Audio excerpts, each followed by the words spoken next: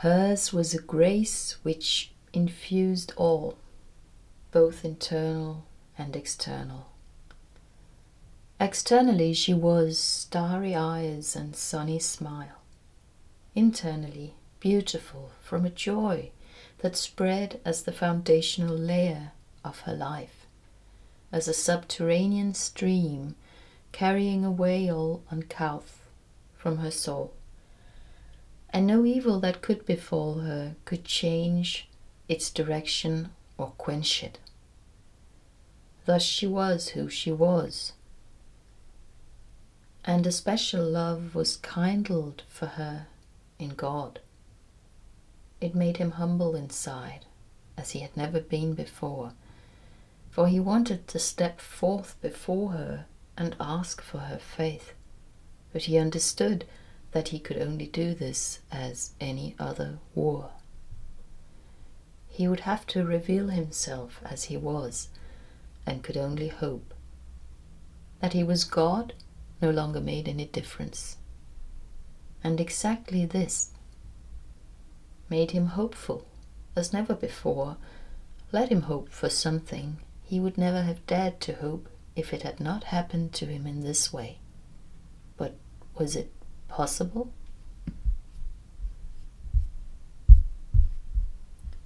One day, as she was sitting alone by a river, he came walking by the water's edge among the rushes. He looked like a man, and it was not a lie, although it was not the whole truth, for this was how his feeling for her made him appear. His being in love gave him this shape, for with God it is so, that everything about him takes shape from what it really is. God cannot lie, only be, and that is why he has been hiding for so many years. For there's nothing people have to get used to so warily and so gradually as reality. God hides himself because he does not want to frighten anyone. And when he does appear, he only shows so much as each can bear to see. This woman's beauty, an inner stream of joy, called him forth in the shape of the handsomest of men. As one of her own people he looked, but there was a light about him and in him. He greeted her, he said who he was, and offered his love, and she saw that God was trembling. Her strength in joy was the greatest human power. It was great enough to see God for what he was, and she understood that he was lonely. She saw that the man who appeared to stand before her was but an image of a God who had not yet become man, but that his form was the longing to become so. And she pitied him infinitely, and she did not fear him. She said something to him that was beyond his wildest hope. She said, "I receive you, and I will not only love you, but I will bear you in me and give birth to you. You shall never, ever be alone again for all eternity, for I am with you." And she opened her arms towards him, and he walked into them and stayed there, as a light and a sun now hanging, shining above her inner waters. When he was born, he was the handsomest child you could see before you. He was so happy because he had been received as the one he was, though he was the most unusual of all. And happiness gave him beauty.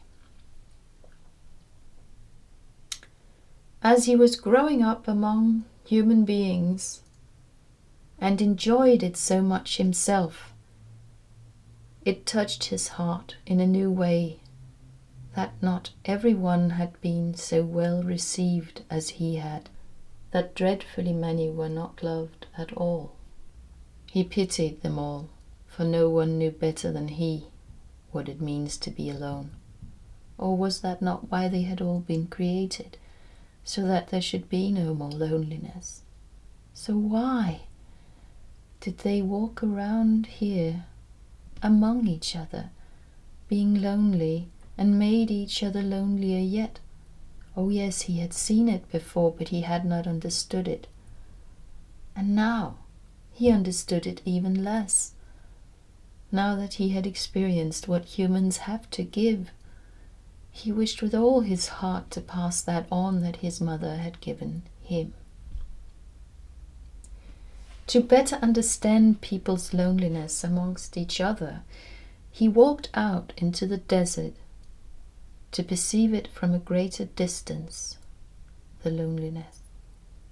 But as he was standing there gazing far and wide as one who is alone, the one came to him who had once abandoned him and rejected to have anything to do with him back then, long ago,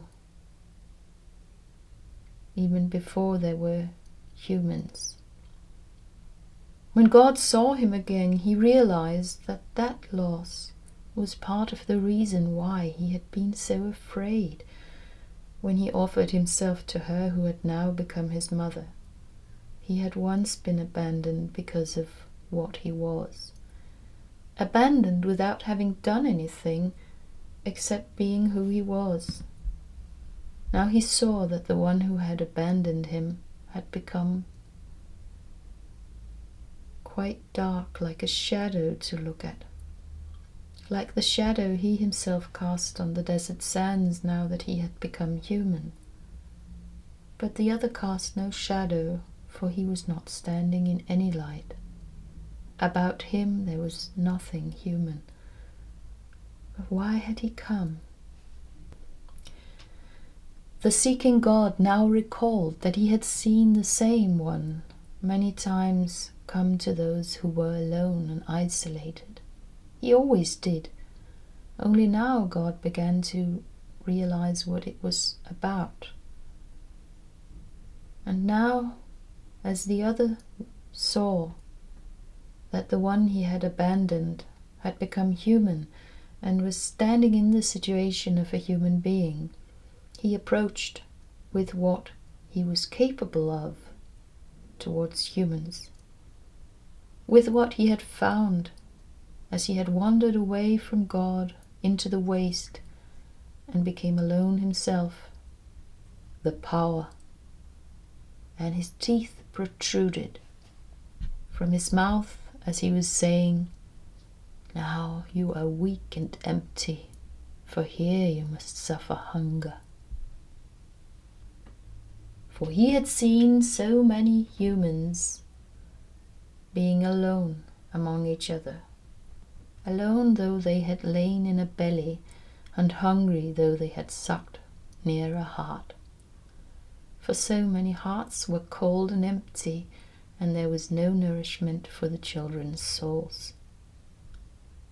The other showed God the power which lay as a stone in his hand, and he said this was nourishment for the hungry. It was replacement, it was wealth. He reminded God how many human beings long ago had realized that stones are precious. He showed God his treasure, the one he had gathered himself.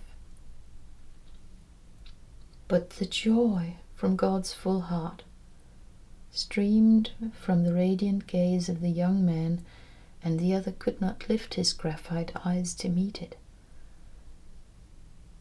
In the first moment, God had hoped that the stretched out hand with the stone meant a gift, and that the other wished to be with him again. But from the other's speech, he understood that he wanted to tell the one he had abandoned about something he possessed himself. And as God could see nothing arresting about these stones, he could not think of an answer, for he did not wish to push the other away from him. Therefore he merely looked at him with the gaze that the other now remembered as what he had gone away to relieve himself of, and also now felt that something had been added to, which made a sharp horror prick his foot soles, like little needles growing up from the ground below him.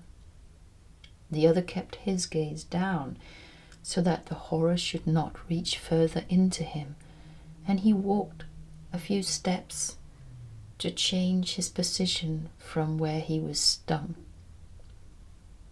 God carefully followed him, and they came to a high rock. The other pointed into the abyss in the hope that God would see his human face mirrored in the deep, alone in the great desert. For he himself was, if possible, even darker than before here in the heights, merely an extra shadow, and he whispered, in order to make it sound more like an echo and almost become a thought inside the young man himself, "You are not who you are now. A human being who walks over this edge will suffer. Only a god who stays outside of anything human can fly as you are used to. Humans fall. Therefore, humans are thralls. Only a god is free. Only a god is himself." But God looked into the dizziness of the deep and remembered the safest thing he had ever experienced, to lie in his mother's arms and feel how gently she protected him in everything, so that he did not hurt himself on anything. By becoming fragile, he had received so many opportunities to experience her love, which one who was invulnerable could never have. As a human being, he had enjoyed to entrust himself into the hands of another. Then he again directed his gaze towards the one who neither was God nor had ever become human, but this time with an infinite compassion that seemed to replenish the entire desert, like grass ready to sprout forth under the sand everywhere. For he said to himself, "Yet there is one who is even more alone than I was." Yet here was a distance he had never known, he who knew everything else in the cosmos because he had created everything else. But here was something he had not created. Here was what the other had truly succeeded in bringing forth on his own, as his own. Again, the other could not look into God's gaze. He suffered by being so near to God. It stung and burnt him. But he endured it because this situation was his great chance. That's how he saw it. So he remained standing there, even though something that looked like black blood was running from the corners of his eyes. And now, for the first time, God asked him something.